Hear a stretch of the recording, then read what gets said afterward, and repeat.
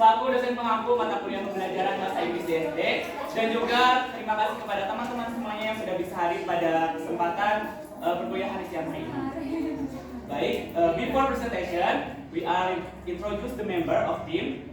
Hello guys, we are from team 5. We are a presentation about games and story as teaching catalyst how to maximize reading, writing, listening, and speaking. Jadi hari ini kita akan belajar terkait dengan games dan juga cerita sebagai katalis pembelajaran, bagaimana untuk memaksimalkan kemampuan siswa dalam membaca, menulis, mendengarkan, dan juga berbicara.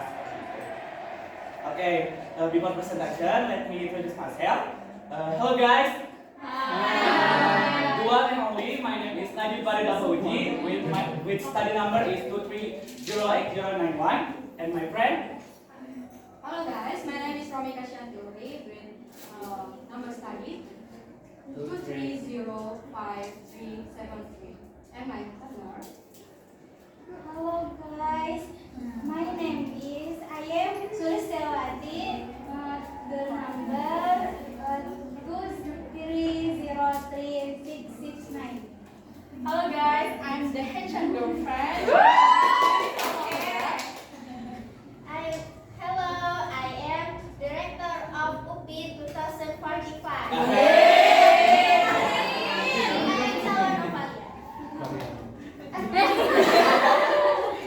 Hello guys, I am cutie girl. Atau lagi?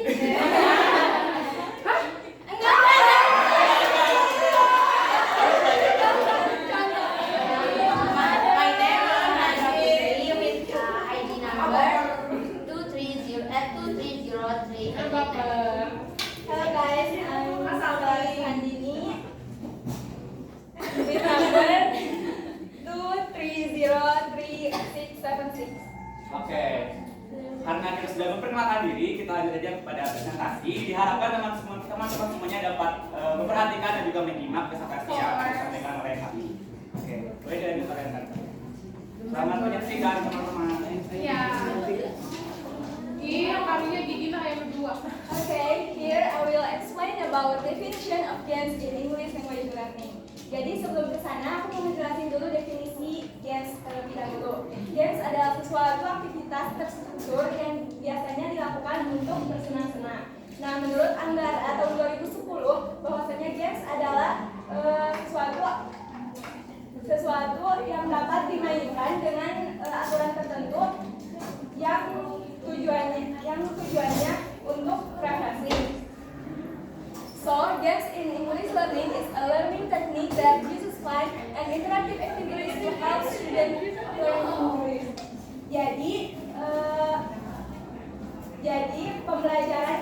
Jadi permainan dalam pembelajaran bahasa Inggris adalah suatu teknik yang mempelajari menggunakan aktivitas bersenang-senang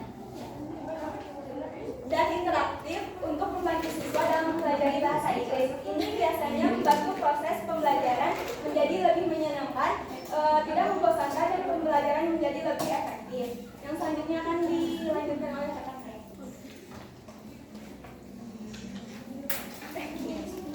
Oke, selanjutnya yaitu the importance using games in learning. Jadi mengapa sih pentingnya kita menggunakan metode permainan dalam pembelajaran, terutama dalam pembelajaran bahasa Inggris? Yang pertama itu creating fun learning, membuat suasana pembelajaran menjadi lebih menyenangkan. Dengan suasana lebih menyenangkan ini, biasanya anak-anak itu lebih suka gitu, lebih tertarik terhadap pembelajaran bahasa Inggris. Karena yang pertama kita butuhkan adalah motivasi anak-anak untuk dapat betah gitu di kelas, untuk dapat menyimak pembelajaran sampai akhir. Yang kedua itu getting children to experiment and interact. Jadinya dengan metode games ini dalam pembelajaran bahasa Inggris, tentunya anak-anak mencoba hal baru. Misalkan pada gambar ini kan dengan games ular tangga misalnya. Nah, anak-anak itu mungkin gitu ya, bisa jadi ada yang belum pernah mencoba permainan ular tangga secara langsung. Nah, dengan adanya permainan ini, mereka bisa mencoba hal baru. Dan misalkan di ular tangga ini yang ular tangga edukatif biasanya kan dipenuhi gambar atau kosakata bahasa Inggris ya, karena di sini pembelajaran bahasa Inggris. Nah, ketika mereka menempati kalimat atau pertanyaan mengenai gambar tersebut dan harus menyebutkan kosakata bahasa Inggris, mereka menjadi lebih memahami gitu. Oh, ternyata bahasa Inggrisnya hewan yang ada di kotak itu ini loh. Jadi mereka lebih dapat mengingat gitu apa yang ada di gambar tersebut. Yang selanjutnya, more effective learning. Pembelajaran bahasa Inggris akan lebih efektif ketika metodenya itu metode games, karena mereka tidak semuanya mengikuti pembelajaran di kelas gitu. Kalau hanya dengan metode ceramah, anak-anak bisa saja ada yang mengantuk, ada yang tertidur, ada yang tidak memerhatikan, ada yang hanya ikut saja. Nah, tapi dengan games ini mereka semua ikut beraktivitas, ikut berinteraksi gitu dengan permainan yang sudah disediakan. Selanjutnya, add variety to learning and increase children learning motivation. Nah, yang penting di sini itu motivasi anak-anak ketika belajar bahasa Inggris. Kalau mereka merasa pelajaran ini menyenangkan, mereka menyukai pelajaran bahasa Inggris, mereka akan memiliki motivasi untuk belajar di minggu selanjutnya untuk menemukan pelajaran ini lagi gitu. Yang selanjutnya yaitu facilitate learning understanding. Seperti yang sudah dijelaskan dari semua aspek di sini. Nah, anak-anak dengan pengalaman belajar yang langsung gitu, mereka mempraktekannya, mereka akan lebih bisa memahami, lebih mudah memahami dan mengingat apa yang sudah dipelajari, karena ini menyangkut juga dengan emosi ketika mereka mempermainkan permainan tersebut. Next, boleh dilanjut ke rekan saya. Oke, baik teman-teman, di sini aku mau ngejelasin tentang mengintegrasikan game ke dalam silabus. Meski alokasi waktu pembelajaran itu dapat menggunakan game, tapi juga guru itu harus memperhatikan bahan ajar atau silabusnya. Jadi nggak semuanya tentang games ya, tetap ada materi yang di silabusnya. Kemudian game ini itu dapat menjadi suplemen atau materi inti yang tergantung di fleksibilitas di kelasnya, tergantung di lapangannya, jadi bisa berubah-ubah gitu ya teman-teman. Nah, yang lebih penting ini gurunya itu harus bisa lebih secara hati-hati membaca lagi bahan ajar atau silabusnya. Kemudian, jadi jangan jadiin game itu sebagai materi utama. Jadi nanti itu kita bisa lihat nih, misalnya kita udah bikin silabus atau bahan ajar yang sebelumnya. Nah, dilihat nih bahan aspek mana aja yang sekiranya lemah. Nah, jadi nanti si gaming itu bisa memperkuat untuk aspek-aspek atau bahan ajar yang sebelumnya lemah, jadi diperkuat lagi oleh games. Karena anak-anak itu bisa lebih cepat masuknya materinya kalau sama belajar yang lebih menyenangkan. Kemudian, nah jadi game itu dapat membantu guru untuk memasukkan materi-materi atau berlatih tema-tema, juga bisa menciptakan suasana kelas yang rileks gitu. Kemudian ada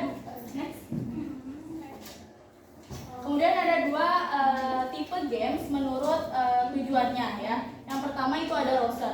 Roster ini game yang bertujuan untuk meningkatkan gairah siswa atau adrenalin siswa untuk lebih bersaing dengan temannya. Jadi game ini menitik beratkan pada gerak juga kompetisi antar siswanya. Nah, contoh game ini yaitu ada guessing games, yaitu game menebak. Game menebak yang dimana tapi ada tantangannya bagi seorang guru, yaitu kan game menebak pasti riuh ya di kelasnya ya, pasti ricuh. Nah, gurunya itu harus bisa mengkondisikan kelasnya, jadi biar si kelasnya itu tetap kondusif dan anak-anak bisa menikmati gamenya. Kemudian yang kedua ada settlers. Settlers ini tuh bertujuan untuk mendinginkan kelasnya. Kalau yang tadi Hauser itu untuk memacu adrenalin siswanya, nah kalau yang itu lebih mendinginkan kelasnya ya, untuk lebih rileks lagi. Nah, contoh games ini yaitu ada writing games ya, jadi menulis gitu ya, cuma menulis. Tapi tetap ya bikin relax juga, tetap masih berpacu pada tema atau pembelajaran yang lagi dibahas. Next. Nah, yang selanjutnya yaitu ada beberapa hal yang harus diperhatikan ketika nanti kita akan membuat games. Yang pertama yaitu bukan hanya sekedar menyenangkan. Jadi tetap harus ada tujuan di game tersebut yang dimana nanti bisa masuk ke otak siswanya gitu ya. Jadi nggak cuma senang-senang aja di kelasnya, tapi tetap ada materi yang masuk di pelajaran tersebut. Yang kedua yaitu ada aturan yang dimana jadi sebelum kita ngasih games ke anak-anak, kita bikin aturan dulu, kemudian nanti sampaikan juga ke anak-anak dan pastiin juga anak-anaknya itu ngerti atas aturan permainan tersebut. Jadi nggak cuma main-main aja, anak-anak itu tetap ada aturan yang ketika permainannya, jadi anak-anak bisa lebih menikmati game tersebut. Yang ketiga yaitu ada play your game differently from each discussion. Jadi setelah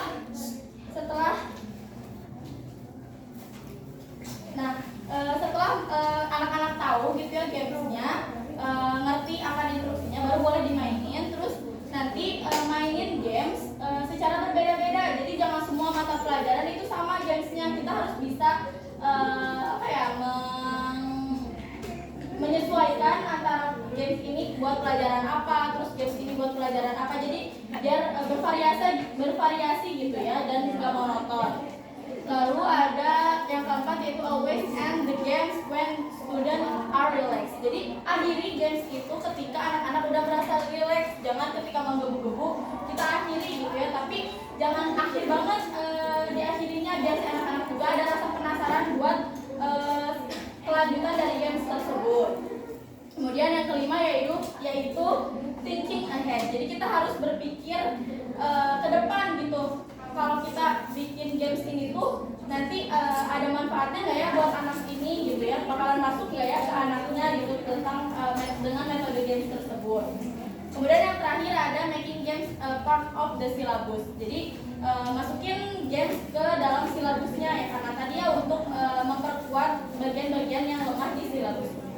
Oke, baik, yang selanjutnya akan dijelaskan oleh rekan saya.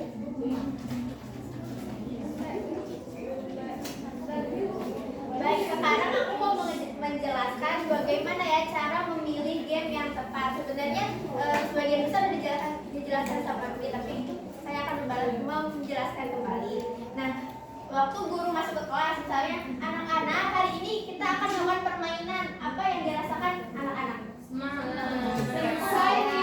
Senang, menyenangkan, seru, bahagia. Nah, ya, excited, betul. Jadi itu tuh kunci dari sebuah permainan suksesnya gitu ya. Jadi yang pertama harus menyenangkan, tapi jangan cuma menyenangkan. Betul kata Dwi, harus ada alasan lain untuk bisa dilaksanakan game tersebut. Nah, di sini ada the key to successful use of games. Jadi kunci suksesnya dalam pelaksanaan game tersebut itu yang pertama itu aturan permainan disampaikan dengan jelas dan baik, jadi siswanya paham. Terus kemudian tujuan yang ingin dicapai disampaikan dengan baik dan jelas juga ke siswanya. Dan yang ketiga menyenangkan. Lanjut. Kemudian ada beberapa kriteria atau pertimbangan yang harus dipikirkan guru. Yang pertama itu apa bahasa yang akan dijadikan target dalam permainan itu. Kalau dalam hal ini berarti kan pembelajaran bahasa Inggris, berarti bahasa Inggris. Yang kedua, kemampuan berbahasa apa yang ingin dicapai dalam game, apakah writing, listening, speaking, or reading gitu ya. Atau bisa semuanya bisa dikolaborasikan dalam game tersebut. Tapi kalau satu-satu pun misalnya reading doang juga nggak apa-apa, karena kan biar fokus. Kalau reading aja berarti nantinya belajar reading biar sampai paham. Yang ketiga, what type of game will be used. Jadi tipe game apa yang akan digunakan, apakah auditory, visual, atau kinestetik. Karena kan yang kita pelajari sebelumnya di pertemuan sebelumnya itu kan ada beberapa gaya belajar. Jadi dalam permainan atau game juga harus menerapkan gaya belajar itu biar si siswanya itu paham gitu. Atau kalau misalnya nggak memilih satu, bisa semuanya, entah kinestetik atau visual atau auditory. Selanjutnya, tujuan gamenya harus jelas. Itu kayak tadi kunci sebuah suksesnya game itu ada tujuan pembelajarannya. Jangan cuma buat menyenangkan aja. Emang ada yang namanya SBT gitu kan, tujuannya emang cuma buat menyenangkan aja. Tapi kalau game ini tuh emang ada tujuan pembelajarannya kayak gitu. Terus selanjutnya itu apakah cocok gamenya itu buat diterapkan di siswa? Misalnya siswanya anaknya tahun 2020-an, tapi misalnya gamenya itu tentang tebak lagu bahasa Inggris, tapi lagunya 90-an kan itu bakal cocok, jadi harus disesuaikan. Jadi ya kalau misalnya ada game A tapi dimodifikasi itu nggak apa-apa gitu ya. Jadi harus cocok. Selanjutnya, seberapa besar partisipasi dan aksi yang akan dimunculkan? Jadi guru tuh harus memikirkan nanti kalau menerapkan game ini itu semuanya bakal aktif atau enggak, bakal berpartisipasi atau enggak gitu, bakal aktif atau enggak. Jadi jangan sampai yang gamenya ini cuma misalnya buat proyek kelompok aja, tapi harus semuanya. Dan yang terakhir itu apakah kita sendiri sebagai guru itu suka atau enggak. Jangan sampai kita menerapkan gamenya itu yang sesuai yang adanya aja, tapi kita sendiri nggak suka sama game itu. Kemudian ada saran dan petunjuk. Yang pertama itu when giving instruction to beginners, use model petunjuk predominantly. Jadi maksudnya dalam misalnya mengajar anak-anak pemula, maksudnya atau yang kelas awal gitu yang baru belajar bahasa Inggris, gunakanlah bahasa ibu secara lebih dominan. Memang kalau bahasa ibu itu sebenarnya jangan terlalu sering diucapkan, tapi kan biar pembelajaran bahasa Inggrisnya lebih paham, jadi gunakan bahasa ibu biar si anak-anak lebih paham. Yang kedua itu praktekkan game. Jangan cuma dijelaskan aja. Jadi kalau mau praktekin game, mau permainan, gurunya itu harus mempraktekannya. Jadi jangan cuma dijelaskan. Jadi nanti kalian gini jangan kayak gitu, karena kan susah gitu dimengertinya. Yang ketiga, durasinya itu jangan panjang-panjang. Jadi kalau kata Bima betul, jangan panjang-panjang, tapi kan nantinya tuh pasti bosan. Kalau kita juga kalau misalnya main game lama-lama tuh kadang bosan kalau nggak seru.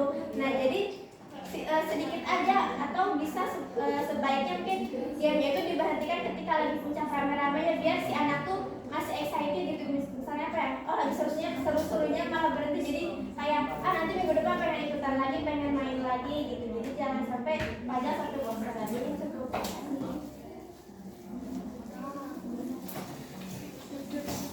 Oke teman-teman, selanjutnya ada example of games in learning English. The first one ada guess the word atau tebak kata.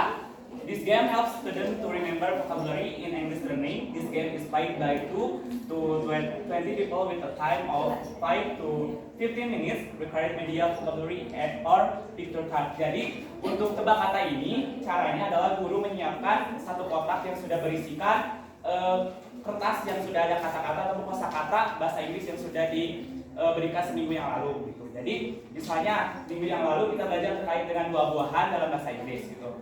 Jadi nanti setiap anggota kelasnya memilih salah satu random di kotak ini. Harusnya sih lebih besar untuk kotaknya. Nanti kayak ngambil gitu ya, misalnya dapatnya banana gitu. Jadi misalnya ini dalam bahasa Indonesia artinya apa, terus kayak guru juga nanya-nanya terkait dengan warnanya bagaimana, terus rasanya kayak gimana. Terus juga nanti si siswanya dapat diberikan apresiasi oleh guru, misalnya memberikan bintang ataupun skor sampai 1. Nah, apabila ada siswa yang tidak bisa menjawab, berarti nilainya 0. Jadi mengapa memberikan apresiasi? Supaya nantinya siswa lebih giat lagi untuk belajar terkait dengan vocabulary untuk bahasa Inggris buah-buahan seperti itu. Oke, next. Untuk contoh games yang kedua ada alphabet skill. These games help students to identify, sound and organize the alphabet and vocabulary. The number of participants can be up to 4 to 30 people. Media required print the entire alphabet A to G on A4 paper. Begitu. Jadi untuk games ini tuh mengenal kosakata dalam bahasa Inggris menggunakan alfabet. Jadi contohnya, jadi ini tuh ada misalnya A sampai Z gitu ya. Nanti siswa tuh satu-satu kayak harusnya sih bola ini.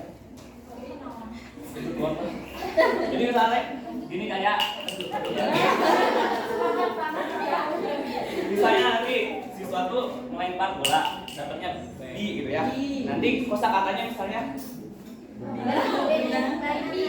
ya sampai B banana. Terus siswa itu harus bisa menyebutkan kosakata yang awalannya B, terus tuh bikin kalimat juga, misalnya banana, misalnya I wanna eat banana kayak gitu, I like banana kayak gitu. Mengerti?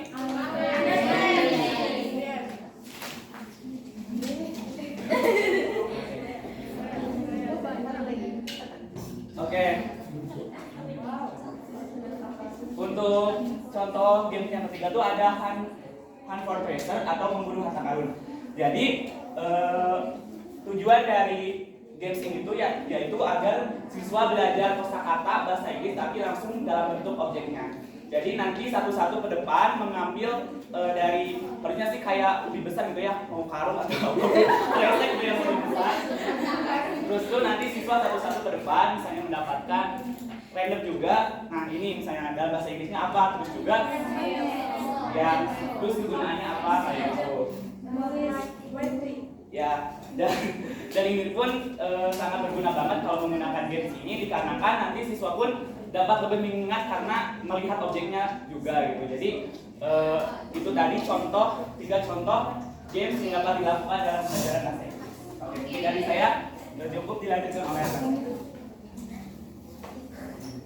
Oke, selanjutnya itu ada how to maximum learning for games. Maksudnya itu bagaimana cara untuk memaksimalkan pembelajaran melalui games. Nah, di sini ada beberapa hal. Yang pertama itu sesuaikan permainan yang akan dilakukan dengan tingkatan usia dan kemampuan anak. Nah, di sini guru itu harus menyesuaikan permainan dengan usia anak. Misalnya anak usia dini itu permainannya itu harus sederhana ya teman-teman, seperti tadi tebak kata misalnya alfabet atau angka gitu, number. Nah, terus ya ada juga anak usia sekolah. Nah, untuk anak usia sekolah ini permainan yang digunakan itu harus yang lebih kompleks lagi, seperti kayak teka-teki, memburu harta karun, dan kuis dan lain sebagainya. Lanjut yang kedua itu gunakan permainan gunakan permainan dengan menyesuaikan dengan tujuan yang jelas dan menyenangkan. Maksudnya itu kan kita sebagai guru berniat untuk menyisipkan permainan dalam sebuah pembelajaran agar permainan dalam sebuah pembelajaran. Nah, si permainan ini itu tujuannya itu untuk mengembangkan kemampuan berbahasa. Yang pertama itu kita harus menentukan misalnya kita mau menerapkan permainan di kemampuan membaca atau reading. Nah, kita tentuin dulu tujuannya. Misalnya tujuannya itu agar siswa dapat membaca dengan baik dan benar gitu. Contoh permainannya itu ada puzzle kata. Nah, jadi guru itu menyiapkan kertas yang di dalamnya itu banyak sekali huruf alfabet yang acak. Nah, tema dari puzzle kata itu temanya itu fruit. Nah, maksudnya itu kan nanti untuk petunjuk kayak misalnya nama buah-buahannya gitu. Nah, si siswa pasti membaca kan, ada buah apel, cari apel yang mana gitu. Terus ada buah banana gitu, pisang yang mana gitu. Nah, lanjut yang ketiga itu yang kedua itu ada menulis writing. Nah, di sini tujuannya itu misalnya agar siswa dapat menuliskan sebuah kosakata dengan ejaan yang benar. Nah, contoh permainannya itu ada menyusun kata. Nah, jadi guru itu menyiapkan sebuah kosakata. Misalnya temanya tadi sama ya fruit. Nah, dengan acak gitu ya teman-teman. Nah, siswa itu menyusunnya dengan kata yang dengan ejaan yang benar gitu. Misalnya tuh MOLLEN gitu. Nah, itu tuh kata yang benarnya itu lemon gitu, atau PEAR tuh pear gitu, pear. Nah, lanjut yang ketiga itu ada berbicara atau speaking, di mana tujuannya itu agar siswa dapat mengucapkan kosakata atau kalimat dengan baik dan benar gitu. Contoh permainannya itu ada karaoke teman-teman, di mana kita itu bisa belajar berlatih pengucapan dengan cara bernyanyi. Nah, di sini Sulis mau coba nyanyi.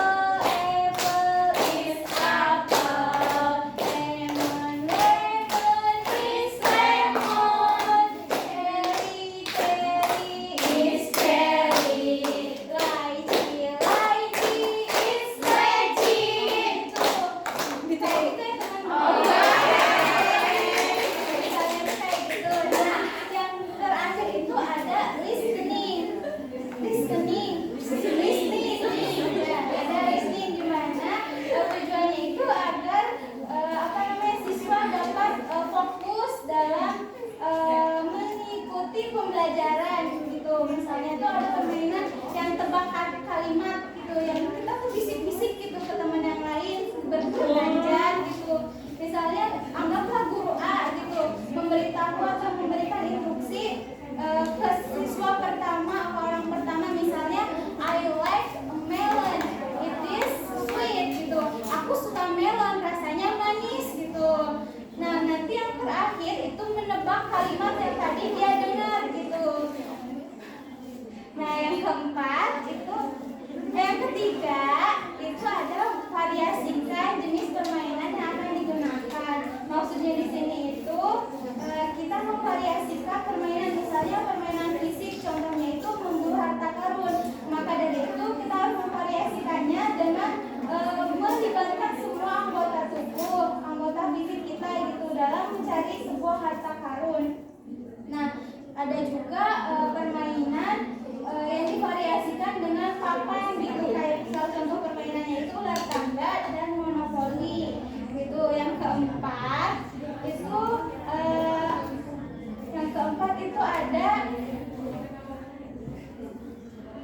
keempat itu ada apa namanya, libatkan semua indera yang kita miliki, dari indera penglihatan, indera pendengaran, indera peraba kayak gitu. Jadi kalau main game itu jangan cuma libatkan satu indera yang kita punya aja ya teman-teman, tapi semua indera yang kita punya dipakai gitu. Nah, lanjut yang kelima itu berikanlah timbal balik yang positif kepada siswa setelah permainan selesai gitu. Nah, dengan cara apa sih memberikan timbal balik yang baik positif untuk siswa itu? Bisa dengan cara mengapresiasikannya dengan tepuk tangan, terus apa namanya, pujian kayak good job, good kayak gitu, dan juga bisa diberikan hadiah. Mungkin cukup dari sulis, lanjut ke rekan tulis.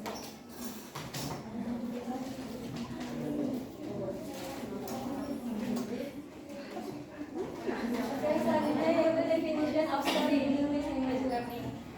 Menurut Kamus Besar Bahasa Indonesia, cerita adalah sebuah karangan yang menuturkan pengalaman atau penderitaan orang yang dimana kejadiannya itu biasanya ada yang benar-benar terjadi maupun hanya rangkaian.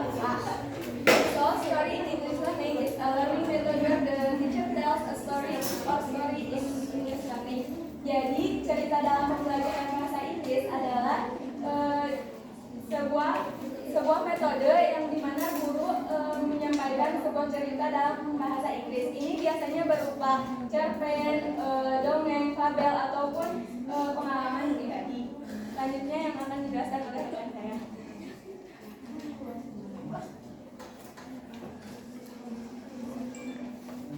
Oke, selanjutnya yaitu reason for using stories. Jadi alasan menggunakan stories dalam cerita dalam pembelajaran bahasa Inggris. Yang pertama, stories are authentic text. Jadi story itu adalah sebuah teks yang autentik. Autentik di sini itu teksnya itu bertujuan memang untuk sebuah pembelajaran. Jadi dipermudah gitu kata-katanya, dan kata-katanya pun yang benar-benar menggambarkan apa yang sedang terjadi pada pada cerita tersebut. Yang kedua, student listen to stories. Nah, dengan adanya metode bercerita dalam pembelajaran bahasa Inggris ini, anak-anak mendengarkan ataupun menyimak cerita dengan tujuan. Misalkan dari gambarnya saja sudah menggambarkan kerbau dan kucing misalkan. Nah, terus anak-anak itu jadi tertarik gitu. Ini tuh kerbau dan kucingnya akan gimana? Mereka tuh bakal ngapain? Mereka tuh akan melakukan apa? Nah, di situ anak-anak berusaha untuk mendengarkan dan menyimak apa yang sedang diceritakan gurunya dalam proses pembelajaran. Yang ketiga, stories facilitate for language skills. Jadi di sini itu dengan bercerita ini memfasilitasi 4 keahlian di tempat kemampuan berbahasa. Yang pertama ada listening, yang kedua speaking, yang ketiga reading and writing. Nah, listening itu anak-anak menyimak apa yang diceritakan gurunya berdasarkan cerita yang dibawakan sang guru. Yang kedua itu yaitu speaking. Bisa saja guru menanyakan kembali apa yang mereka dapatkan dari cerita tersebut, apa yang terjadi pada cerita tersebut. Misalkan guru bercerita tentang kerbau dan kucing. Nah, guru menanyakan kembali tadi itu kucingnya gimana sih, tadi itu kucing sama kerbau kemana sih, seperti itu. Nah terus ada writing itu misalkan mereka kan sudah mendengarkan nih ceritanya dari si guru. Guru meminta anak-anaknya untuk coba deh kalian membuat sebuah cerita yang yang berada di imajinasi kalian. Misalkan guru memberikan gambar yang mirip dengan yang tadi diceritakan. Nah anak-anak diminta guru untuk membuat sebuah cerita sederhana yang tergambar gitu di pikiran mereka mengenai gambar tersebut. Dan di reading ini mungkin anak-anak bisa menceritakan gitu apa yang sudah mereka tulis berdasarkan imajinasi mereka setelah melihat gambar tersebut. Selanjutnya, creating fun learning increase to student learning, motivation, and imagination. Jadi dengan menggunakan metode bercerita dalam pembelajaran bahasa Inggris, anak-anak merasakan gitu pembelajaran yang menyenangkan dan juga membuat anak-anak lebih termotivasi untuk bisa mempelajari kosakata baru melalui cerita yang telah dibacakan sang guru. Itu juga ini meningkatkan imajinasi anak-anak terhadap gambar ataupun cerita yang disajikan sang guru. Kayak misalkan di sini ada gambar. Nah, anak-anak kan pasti itu kan gambarnya nggak bergerak, tapi dengan sang guru bercerita, otomatis mereka tergambar gitu, terbayangkan apa yang si sang guru katakan. Misalkan sang kerbau dan kucingnya sedang bermain, mereka otomatis membayangkan apa yang ada di gambar itu seperti yang gurunya bicarakan, seperti itu. Boleh next dilanjut oleh rekan saya. Baik, di sini saya akan menjelaskan cerita yang digunakan harus kayak gimana. Yang pertama, cerita itu harus menarik, udah pasti, jangan sampai ceritanya garing-garing aja, harus menarik. Yang kedua, ceritanya itu harus yang mudah dipahami, ya kalau misalnya disesuaikanlah sama umur siswanya, jangan sampai yang berat-berat. Ya, ceritanya kayak misalnya tentang holiday atau apa gitu ya, jangan yang cerita-citaan gitu. Terus jangan sampai cerita yang mitos Yunani kayak gitu kan, nanti udah pasti kan rungsing gitu ya si anaknya.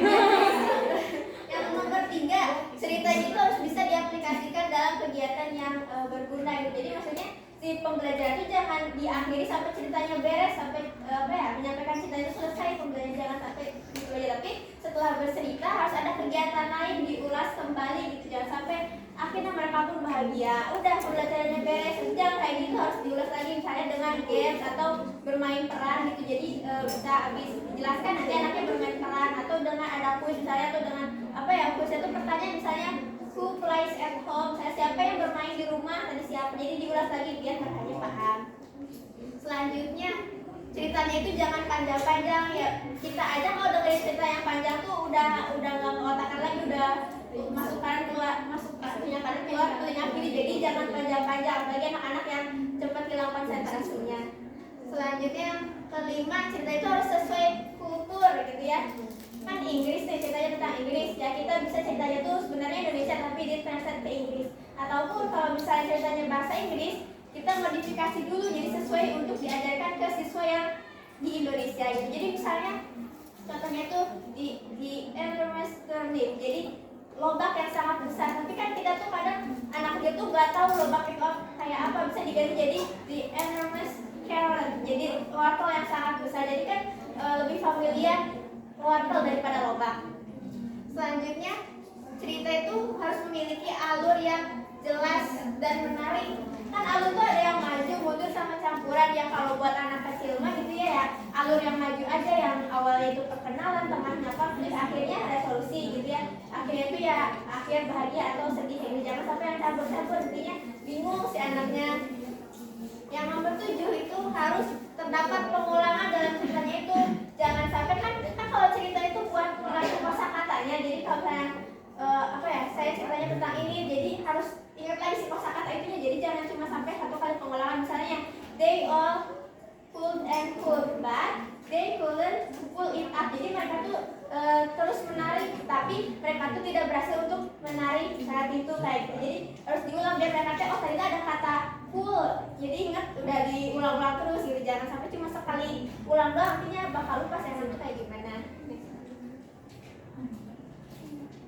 Kemudian ini cara menyampaikan ceritanya. Yang pertama bisa reading, yang kedua telling. Jadi reading itu membacakan, telling itu menjelaskan. Lanjut.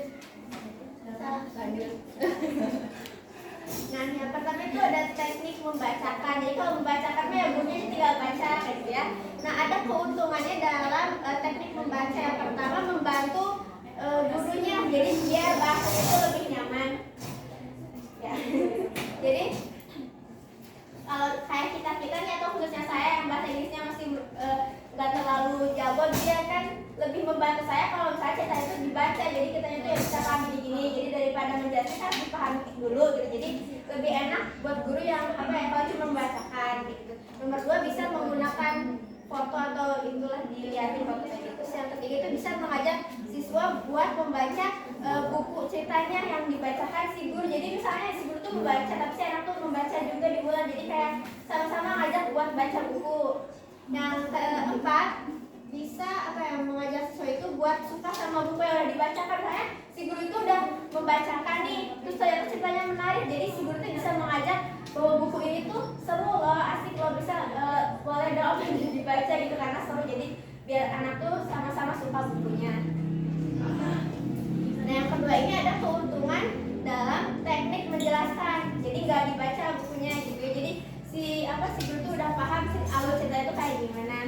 Nah, keuntungan yang pertama itu ya pastinya udah bisa membantu siswa lebih memahami cerita dengan lebih baik kayak gitu ya kan. Kalau dijelaskan kan mimik ekspresinya juga kayak lebih dapat gitu ya daripada membaca kayak gitu.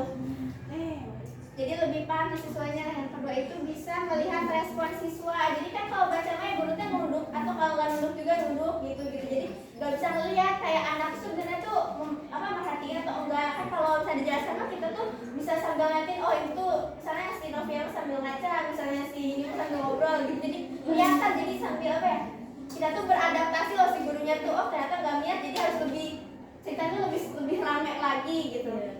Yang ketiga itu membiarkan siswa merasakan pengalaman atau keajaiban ketika mendengar cerita dari orang lain. Jadi kan ya kalau dengar cerita orang lain kan udah dibaca, misalnya aku kemarin jatuh dari sepeda ya itu kan kayak gitu pokoknya, jadi udah terbiasa kayak gitu daripada dibaca. Ini cukup.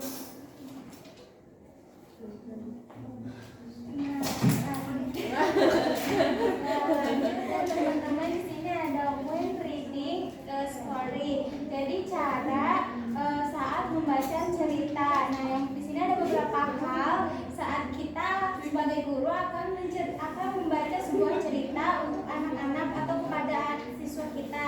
Nah, yang pertama itu the teacher will read slowly unlike or harder when reading alone. Nah, maksud di sini itu guru membaca ceritanya itu harus perlahan, harus dibedakan dengan membaca biasanya untuk diri sendiri gitu. Kayak misalnya kan kalau buat diri sendiri itu kayak pada zaman dahulu kayak gitu kan, tapi kalau buat anak-anak itu kayak perlambat gitu, kayak pada zaman dahulu kayak gitu.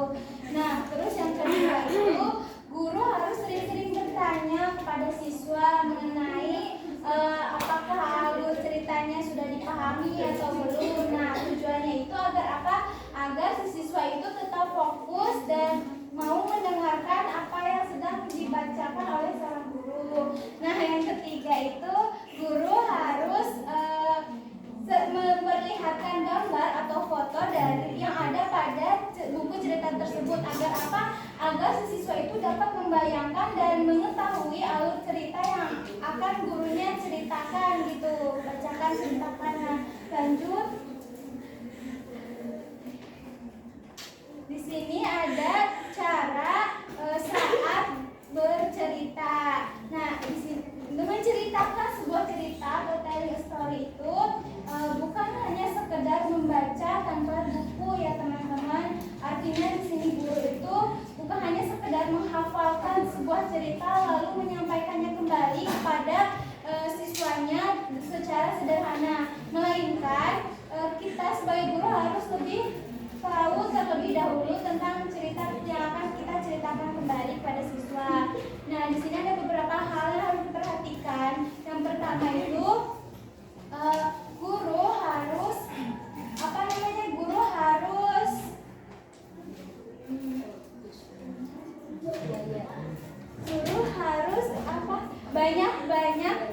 harus banyak sekali melakukan gerak tubuh, intonasi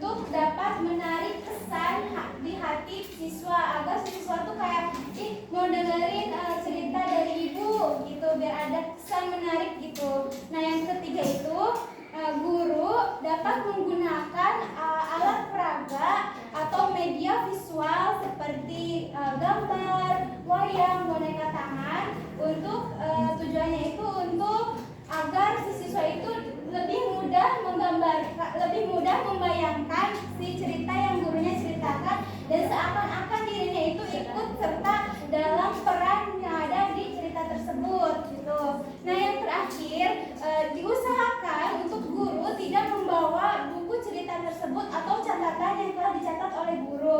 Mungkin itu dari sulit akan dilanjut oleh Martinus. Oke, baik teman-teman. Selanjutnya saya akan mencontohkan bagaimana aktivitas pembelajaran bahasa Inggris dalam storytelling. Saya juga mohon bantuan teman-teman untuk bisa berpartisipasi di saat saya akan mencontohkannya. Judul yang saya bawakan adalah Goldilocks and the Three Bears. Mungkin teman-teman ada yang tahu di mana alurnya? Oke. This time I want to tell about Goldilocks and Three Bears. Once upon a time, there was a girl she called Goldilocks. She went into the forest. And the forest, maaf. It's okay. She knocked the door. And no one answered. She walked inside. And the table in the kitchen, there were 3 bowls. The Goldilocks so hungry. She tastes the first bowl of porridge, but it's so hard. And she tastes the second porridge, but it was too cold. And she tastes the third of the porridge. This porridge is just right, she said happily. And after she eaten the porridge, saya mau bertanya dulu, kenapa tadi yang mangkuk kedua itu tidak dimakan? Mangkuk kedua. Mangkuk kedua.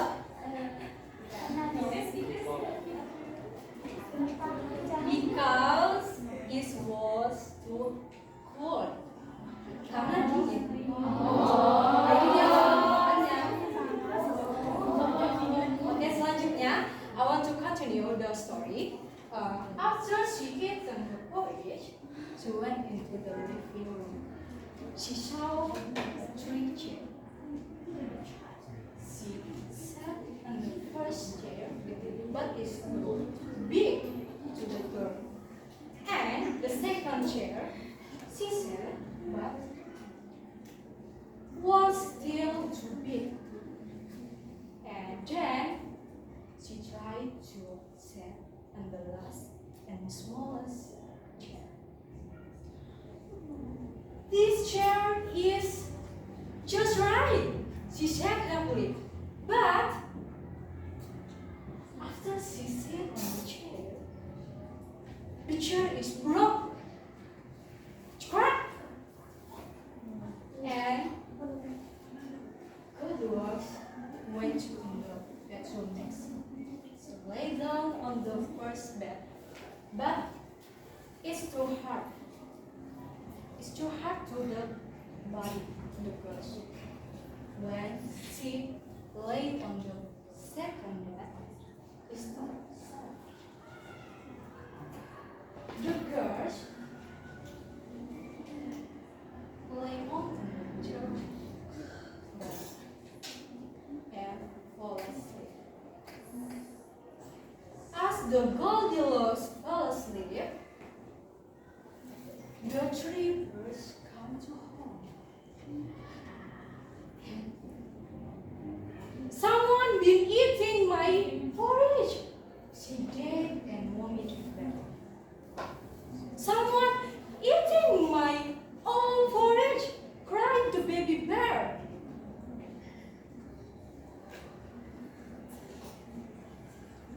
When they got upstairs in the bedroom, the teddy bear shouted, "Someone been sleeping in my bed! Someone been sleeping in my bed too!" shouted the mommy bear. "Someone is still sleeping in my bed!" cried the baby bear. Goldilocks woke up and see the tree bird. She screamed, "Ah!"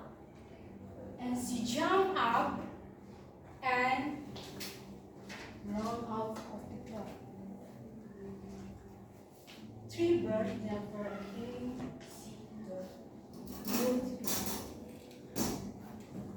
Aku mau tanya nih, yang tadi kan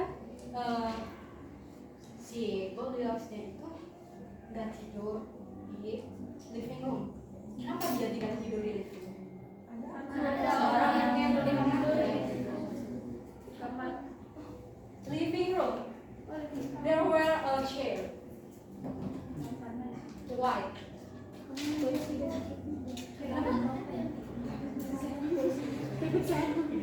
Kenapa tuh? Gak apa-apa. Gak apa-apa. Ada yang tahu?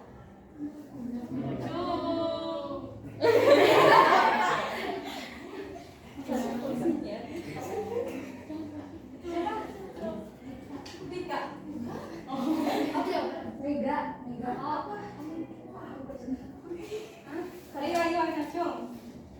Oh, this chair is broken. Yes, that's right.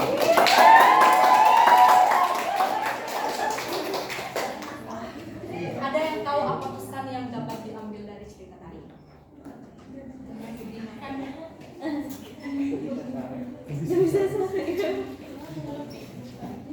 Mulai dari tadi dia masuk rumah, padahal dia tidak ada orang.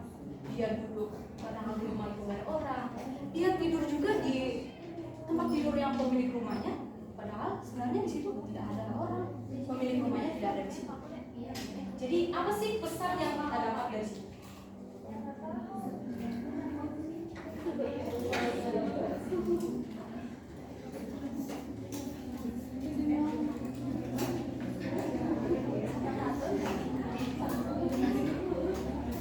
Ayo, siapa? Aneh ya?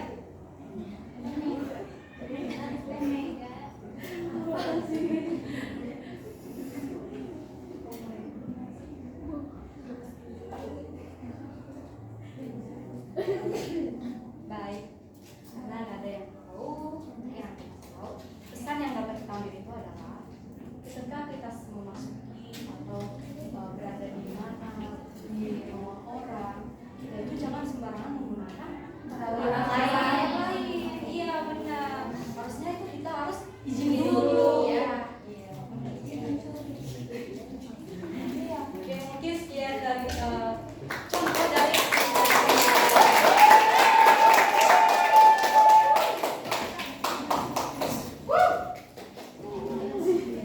Oke, baik. Di sini saya akan menjelaskan tentang bagaimana sih cara memaksimalkan reading, writing, speaking, and listening dengan metode cerita. Yang pertama yaitu reading. Yang pertama itu ada choose appropriate story atau pilih cerita yang sesuai. Jadi sesuai umurnya ya teman-teman, kita harus pilih cerita dengan sesuai umur anak-anak yang nanti kita akan kasih ceritanya. Terus genrenya juga harus sesuai juga, jangan tadi kata Salwa bener, jangan dulu cerita-ceritaan gitu ya teman-teman. Terus yang kedua, ask question. Setelah kita nanti udah ngasih bacaan ceritanya, dorong mereka untuk bertanya atas apa yang telah mereka baca di cerita sebelumnya. Terus yang ketiga yaitu discussion atau diskusiin sama teman-temannya, tukarkan hasil bacaan mereka sama teman-teman yang lain. Kemudian yang keempat yaitu ada make a summary atau membuat ringkasan. Jadi setelah mereka membaca, jadi biar mereka membacanya lebih cermat atau lebih fokus gitu ya, setelahnya disuruh buat ringkasan atas apa yang telah mereka baca. Kemudian yang kedua ada writing, yaitu yang pertama rewrite the story. Tulis kembali cerita yang telah mereka baca. Jadi itu untuk melatih menulis mereka. Kemudian yang kedua yaitu write a continuation of the story.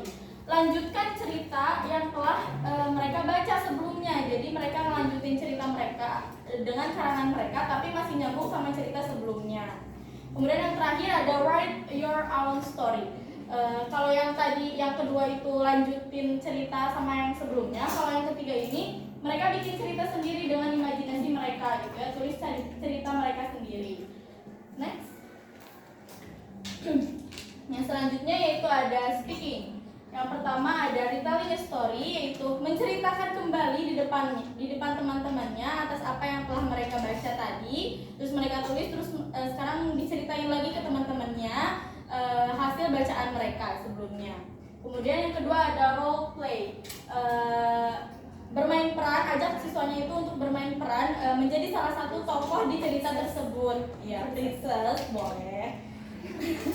Di tokoh tersebut gitu ya. Jadi mereka bisa lebih bisa berdialog juga, jadi melatih untuk berbicara mereka. Kemudian yang ketiga yaitu group discussion, diskusiin juga ke teman-temannya, bertukar pikiran lagi sama teman-temannya dari hasil bacaan sebelumnya. Kemudian yang terakhir ada listening. Yang pertama yaitu ada listening carefully atau mendengarkan dengan cermat. Suruh anak-anaknya dengerin cerita yang gurunya kasih dengan cermat agar nanti mereka bisa mengerti cerita yang udah diceritain. Yang kedua yaitu identification sound.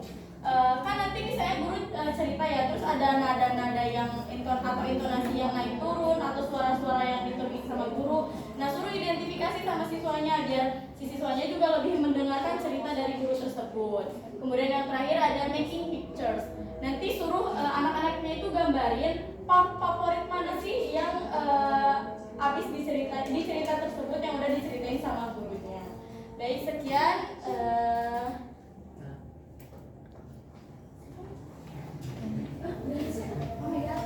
Oke, alhamdulillah untuk presentasi dari kelompok kami dicukupkan. Selanjutnya kita masuk pada sesi tanya jawab kepada teman-teman semua. Apabila ada yang ingin ditanyakan, boleh untuk acungkan tangan. Boleh kepada teman-teman yang ingin bertanya, boleh untuk angkat tangan.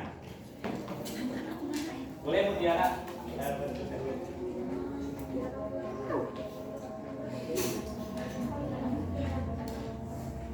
Boleh ke depan.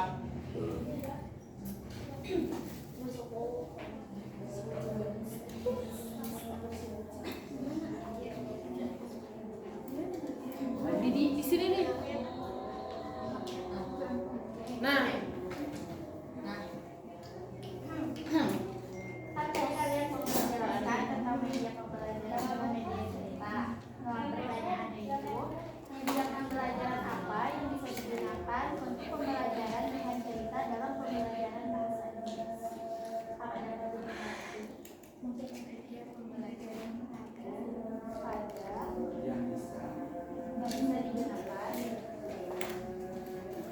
untuk pembelajaran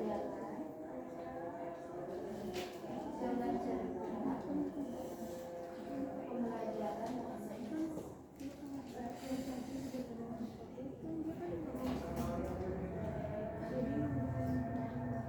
Terima kasih Teh Mutiara. Boleh dilanjut kepada teman-teman yang ingin bertanya. Boleh rekannya.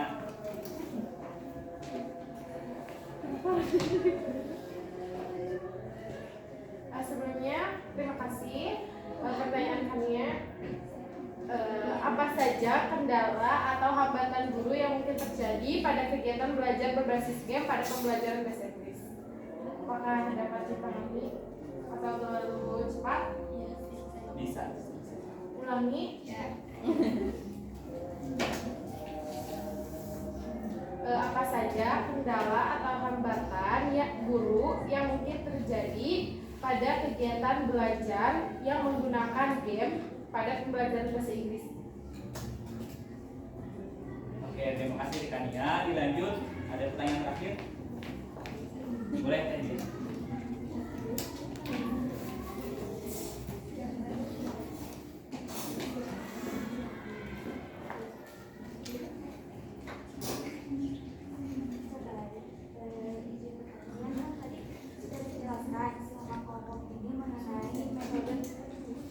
Pembelajaran bahasa Inggris dan metode cerita. Nah, pertanyaannya itu, menurut kelompok kalian, apakah metode cerita itu akan efektif ketika digunakan dalam pembelajaran bahasa Inggris? Lalu, apa saja kelemahan dari metode cerita dalam pembelajaran bahasa Inggris tersebut?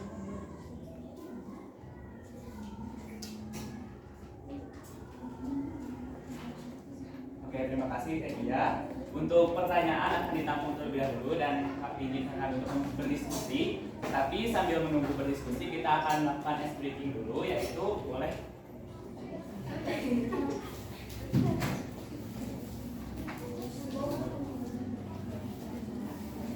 Oke, dikarenakan tadi kalian udah mendengarkan gitu ya, kita menyimak mungkin sedikit ngantuk dan bosan, kita akan ice breaking terlebih dahulu.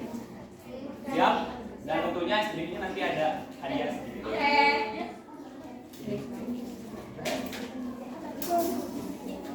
Ada yang tahu gak ice breakingnya apa? Bentar, jadi nanti caranya tebak lagu menggunakan emoji. Jadi untuk Lagunya apa, Beyonce? lagu bahasa Inggris. Untuk lagunya yang Oke. Question pertama. Jangan bilang sih nggak usah. Oh, ready. Apa? Ini ada 2 emoji, boleh ditebak. Yang bisa. Love story.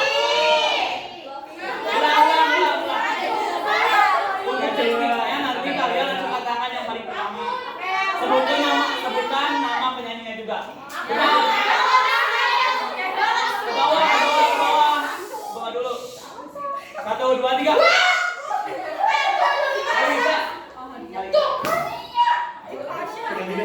Karena moderator dipegang oleh Mikit. Oke. Gimana kamu selalu udah dijawab? Boleh lihat aja. Cinta loba, aku cuma hiji.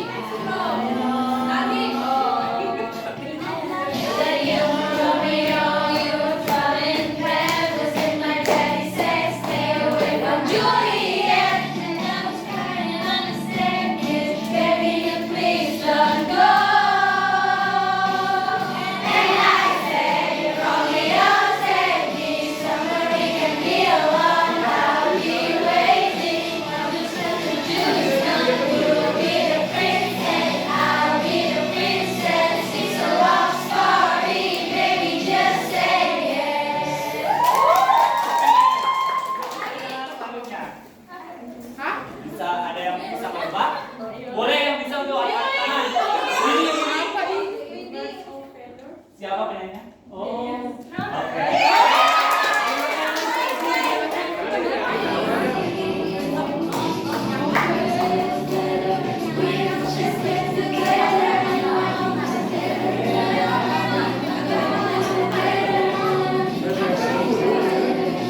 Duduk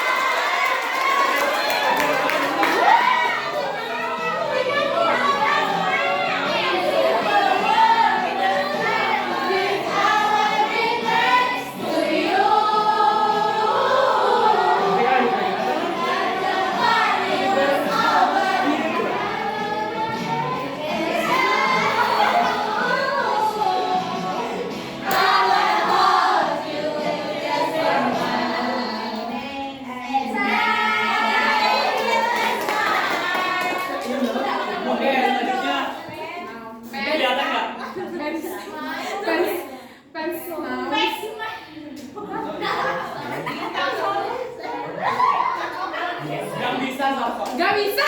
Apa itu? Ini lah. Jangan gini lagi. Inggris. Oh, aku tahu. Oke, Dania ada. Penyanyinya sok. Real Star. Apa sih itu? Apa Kayaknya Mila? usaha. Nama penyanyinya juga. Aku ayo. Sok, Tiga Sri. nama penyanyinya. Favorite star yang penyanyinya James Arthur. Oke, boleh.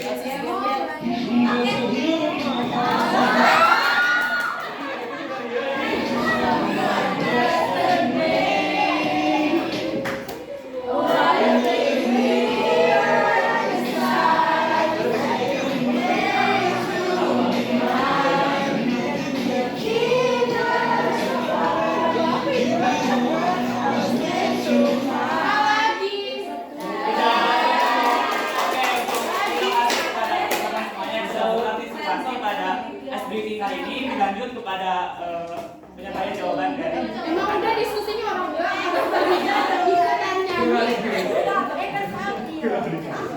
boleh.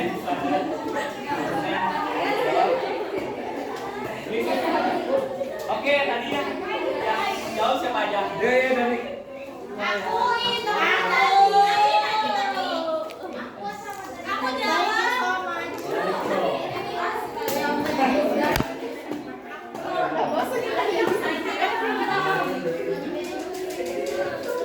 Boleh dilanjut.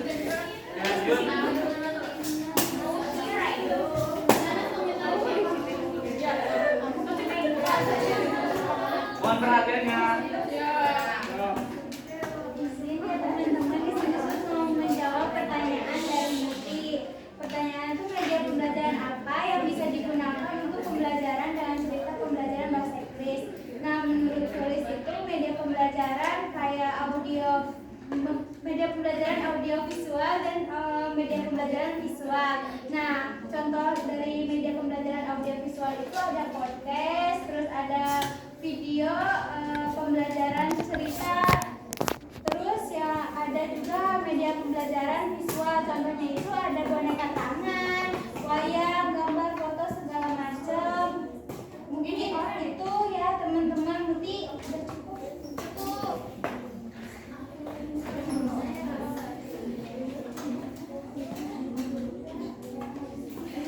Pertanyaan Mutiara.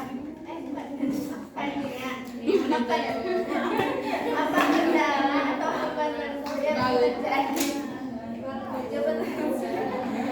Kendala atau hambatan dalam setiap permainan. Mungkin yang terpikir oleh saya yang pertama mungkin itu ya kalau game itu memerlukan waktu yang lama. Jadi kan waktu itu kadang cuma 30 menit 1 jam pelajarannya, tapi kalau game itu panjang. Solusinya mungkin tadi yang udah dijelasin di awal di penjelasan. Game itu jangan lama-lama, terus diakhiri pas lagi rame-ramenya. Yang kedua mungkin dalam pengkondisian anak-anaknya kan kadang suka nggak kondusif gitu ya, pada rame mau dikasih apa udah dijelasin kayak gini permainannya tapi si anaknya malah rame sendiri gitu, nggak sesuai aturan. Nah mungkin solusinya kalau dari saya mah biar kondusif, biar biar kondusif itu mungkin si guru tuh ngasih aturan dulu di awal tuh kayak gimana gitu, atau misalnya menerapkan reward and punishment. Jadi kalau misalnya si anak itu nggak mematuhi aturan atau berisik gitu ya, itu dapat keporak, dapat nilai jelek kayak gitu misalnya. Atau kalau misalnya si anak itu aktif, dapat aktif terus di game itu menang, misalnya dapat bintang gitu, mungkin biar jadi kondusif. Terima kasih.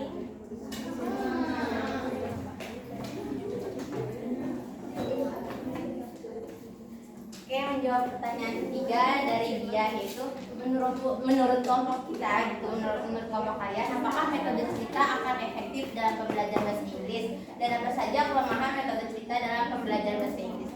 Menurut saya sendiri dan menurut kelompok kami, pembelajaran menggunakan metode cerita itu sebenarnya cukup efektif. Cuma semua itu tergantung bagaimana guru bisa menyampaikan ceritanya.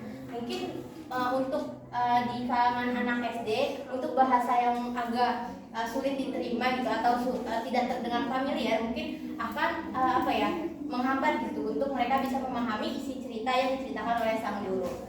Terus juga bagaimana sang guru menceritakan. Kalau sang guru menceritakan mungkin dengan ekspresi, dengan intonasi yang tepat, mungkin anak-anak akan lebih dapat mudah memahami dalam memahami cerita yang diceritakan sang guru. Dan apa saja kelemahan metode cerita dalam pembelajaran bahasa Inggris. Nah, metode cerita ini sebenarnya menurut kami kelemahannya itu kan semua anak gaya belajarnya beda-beda ya.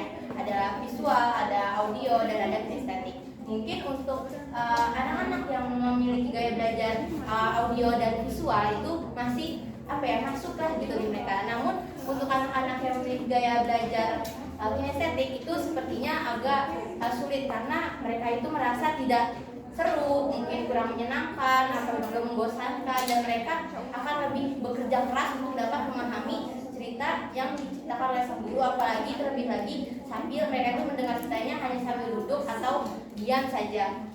Kecuali solusinya itu mereka diperlibatkan gitu dalam cerita tersebut, misal dengan role play seperti menceritakan drama gitu, bermain peran.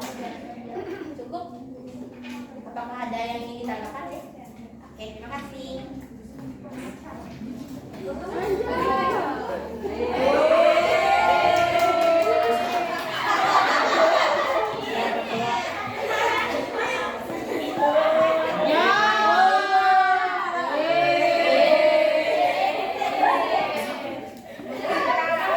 Baik teman-teman, presentasi dan juga sesi tanya jawab dari kelompok kami dicukupkan.